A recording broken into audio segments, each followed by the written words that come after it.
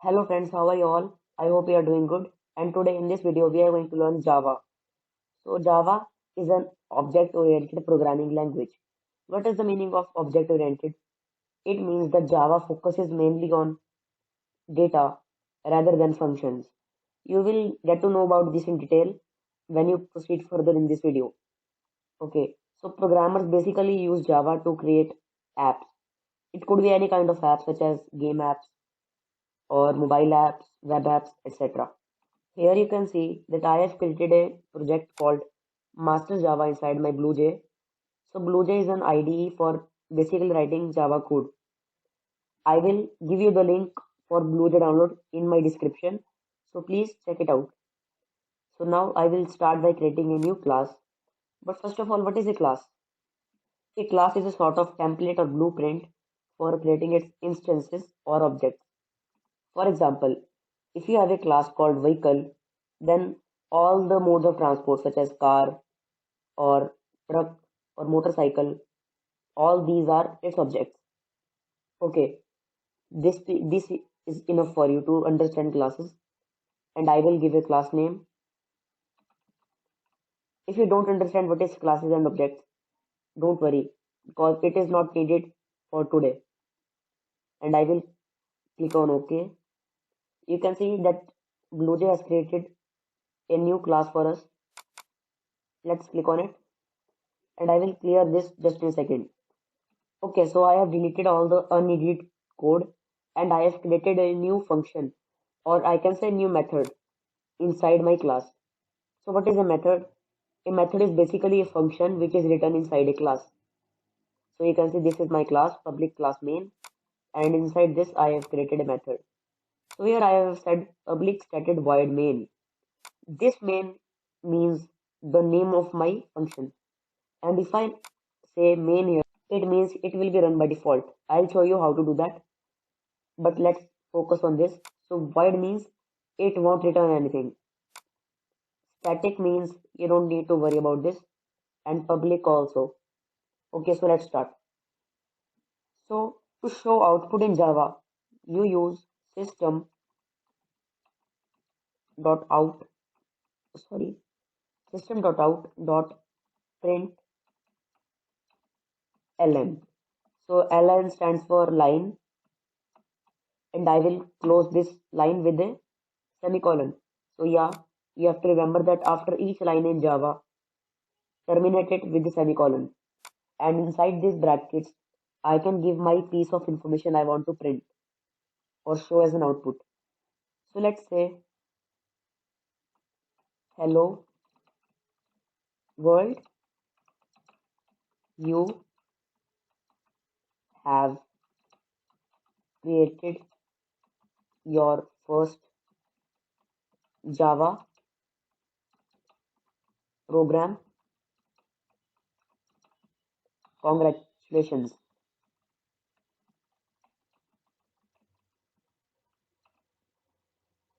Okay, so let's test out what this does. So firstly, I will click on compile. You can see over here, it's compile, and I will click on it. And over here, you can see class compiled, no syntax errors. This means that this code has no error, and we can go out and we can go to our previous window. Previous window, and I can right click on my class, and you can see that here are a bunch of options I can click on. One is void main string args. So also I have not explained what is string args, and you don't need to worry about this also. So okay, I will click on it. This means I want to run my main method inside this class. So leave this as it is and click on OK. There, you can see that it's showing us a message. Hello world, you have created your first Java program. Congratulations. That's nice. And I can obviously delete it. Let me open my code over here. Okay, so let's continue. Let's assume a situation where someone accesses this code and he doesn't know what is Java, or he doesn't know how to program in Java. So if he sees this line, he won't know what it does. For that, programmers usually leave a comment in Java. So a comment is a piece of information which won't run. This means you can type anything over here and this won't affect the running of my program. So I can write here what this line does.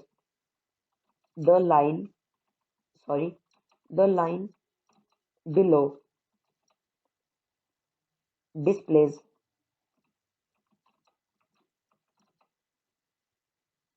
a message in output window. And if I compile it, still you can see class compiled, no syntax errors. So comments are very useful in Java and you must use them. Let's proceed further. You can also do calculations using Java. So I can delete all this message and I can do calculations also. This means if I want to know the value of 10 plus 10, I can simply write here, compile it, no syntax errors, go to my previous window, right click on it, click on this option, click on OK. There you can see, hello world, you have created your first Java program, congratulations and 20. So why are we getting this? So for that we have to clear all of this and let's run it once again. Okay, and now you can see 20. 10 plus 10 is 20, so Java's calculations are okay. Let's again get into this. Not only that, you can do 10 multiplied by 10. Let's compile it.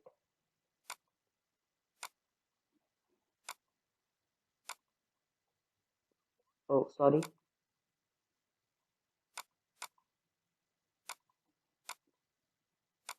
Void main string args. Click on OK. Let's see. 100, 2 times 100, because I have executed this program 2 times. So 10 multiplied by 10 is 100. So let's continue. So instead of doing this, I can create a variable. Like for variable, you firstly declare the data type you want to use in that variable. So if I want to declare a number, then I can say int, leave a space and then declare the type of variable, I mean name of variable. So let's declare num, int num equals to, so assign the value of that variable. So what will be the value? Let's copy this or cut this and paste it over here and terminate the line with semicolon. It's very important.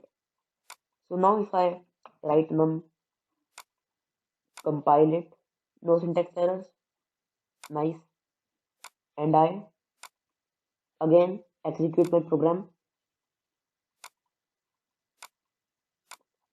you can see the same result. So this means variables are working in Java. Nice. Not only int, but there are also many types of data types. One is char, char, and what is char? Char stores a single character.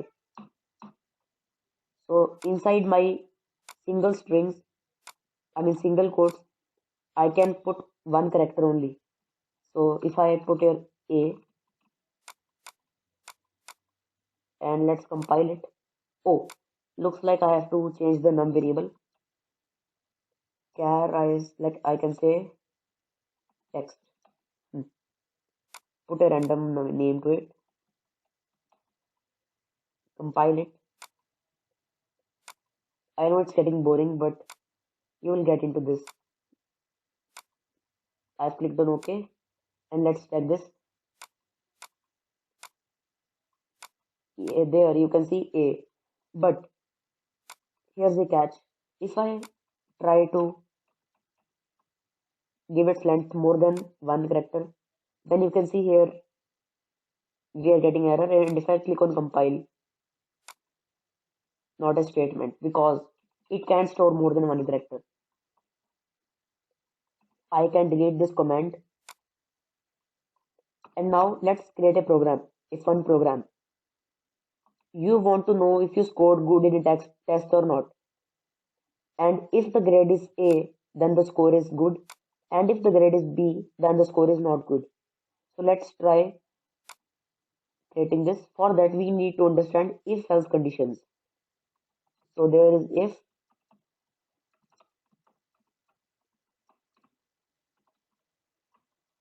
and inside these brackets, I can write a condition. If condition is true, then this block will run. And if I say here else, so these are if-else conditions.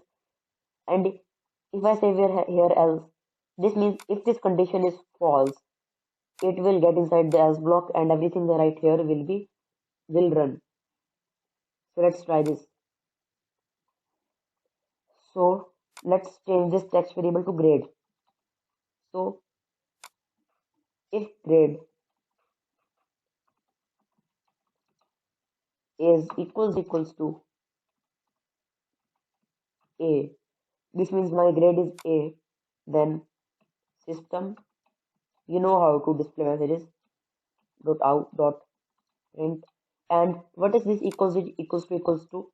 This basically checks if the grade variable is equals to this this single character that I have passed. So I can say print ln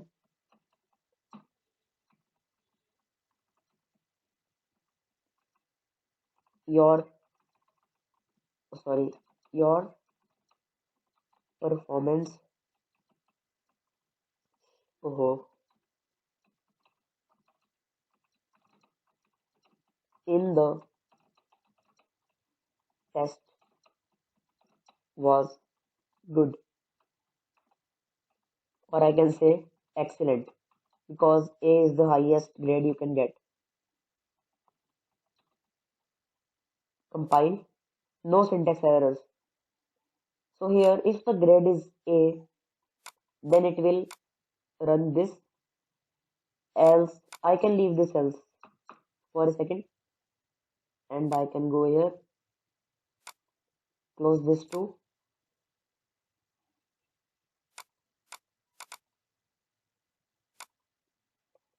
Sorry, I have not compiled it, looks like. Okay, now if I click on void main, okay, let's see the results. Will I get, yes, your performance in the text was excellent. Did I write text? Let me change it to test. So if grade is A, then it will print this. And you can see here we declared our grade to A. So if I change this to B,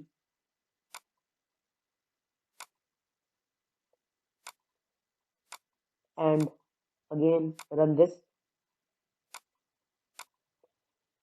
now you will see nothing. You will see no output because here in the code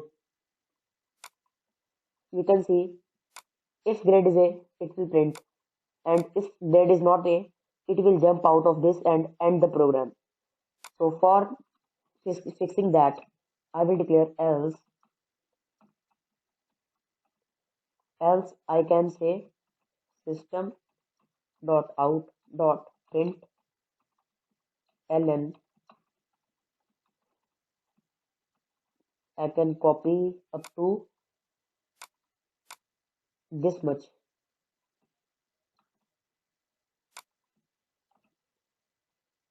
Not good. So let's test it out. Compile. Okay, looks like I have got an error. So error because here semicolon was expected and I didn't pass that. So now okay, let's compile it. No syntax errors. I will go try run my main function once again. Will I get my desired output? Your performance in the test was not good. Okay, here another spelling mistake. Let's ignore it.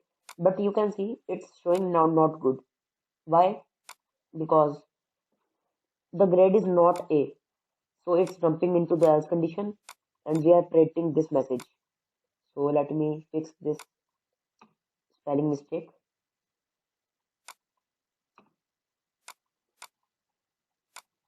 Okay, so let's continue. Now we can extend this if else conditional to more. For example, if grade is A, I can say that the performance was excellent. If grade is B, then I can say it's good, and else anyway it is not good. So for that we can say else if. Else if means if this condition is not true, and if this condition is true that I will pass in this brackets, then I will run the code in this. So else if grade equals to B, then I can also say I can basically copy this, paste it over here. Copy paste is the best thing programmers can do. So you can say it's good. I can change this to bad. Let's compile it. No syntax errors. So the desired output will be this message.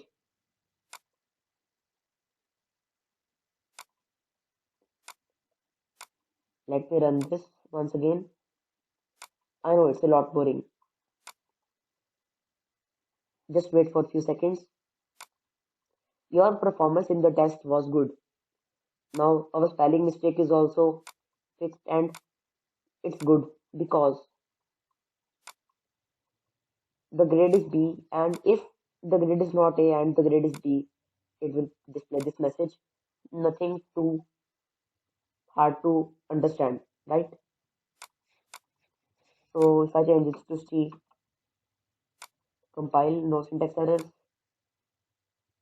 I'm tired of doing this. Okay, let's wait for a few seconds. Okay, your performance in the test was bad because the grade is neither A nor B, so it's jumping into else and displaying this message over here. Nice. You can also check marks too. So I can change this to int marks equals to 80. Let's say someone scored 80 in the marks. So I can obviously change this to marks.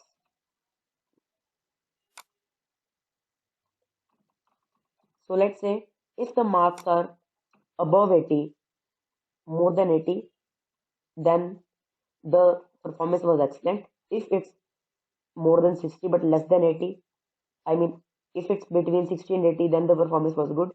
Less than that, it's bad.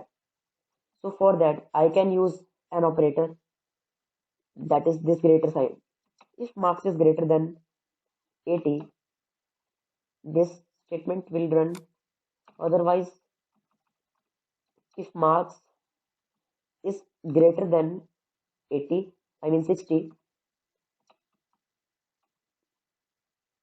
and so and I'm going to use and over here.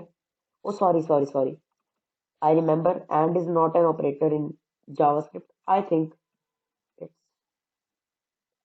and operator. Let's check this. If it's wrong, I will fix this. And marks is less than 80, or I can say if and marks is less than equals to 80. This means it can be 80 or less than it. I will also add a equals to sign over here. So what this means? So if let me write a comment over here. This will run only if marks is in the range 60 to 80. It could be lowest 60, maximum 80. Okay, so let's compile it. No syntax errors. This means our operator and operator is nice.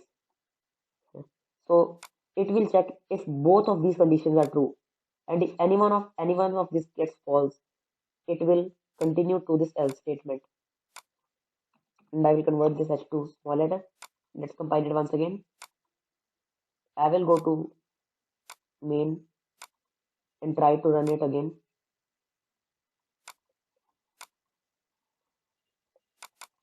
Okay, your performance in the test was good. So my marks are 80, you can see. And here I have said that if the range is 60 to 80, so 80 is in this range. So we are getting this. Let me change this to 81.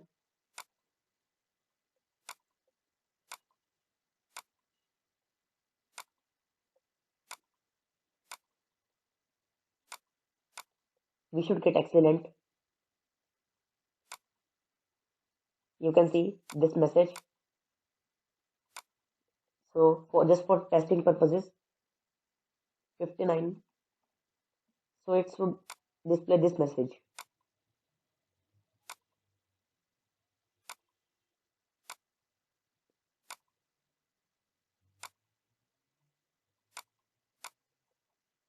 Bad.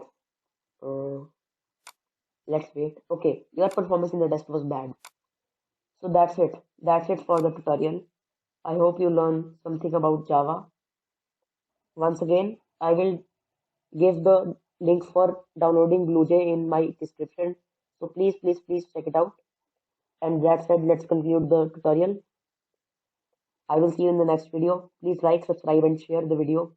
Bye bye.